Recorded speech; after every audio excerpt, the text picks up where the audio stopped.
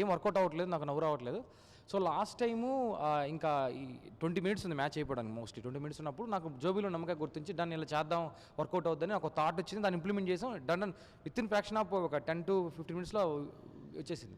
నాకు స్టార్టింగ్లో ఇది వర్కౌట్ అవుద్దా లేదని పక్కన SRH ఆంటీ ఒక ఆమె కూర్చోండి, ఆమెకు చూపించాను ఫస్ట్ ఇలా జరిగింది చూడండి అంటే షాక్ అయింది.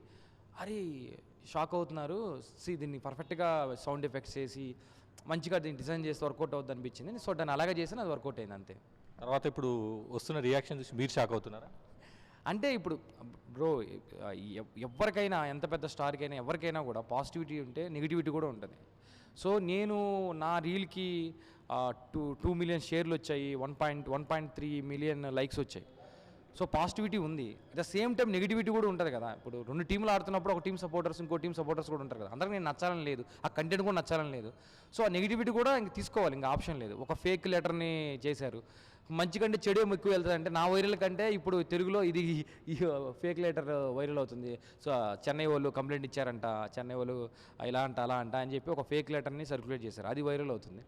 సో నేనేం చెప్తానంటే నేను ఇంటెన్షన్తో చేసింది కాదు. ఒకవేళ ఎవరన్నా CSK ఫ్యాన్స్ ఎవరన్నా అట్టేయంటే నేను సారీ చెప్తున్నాను.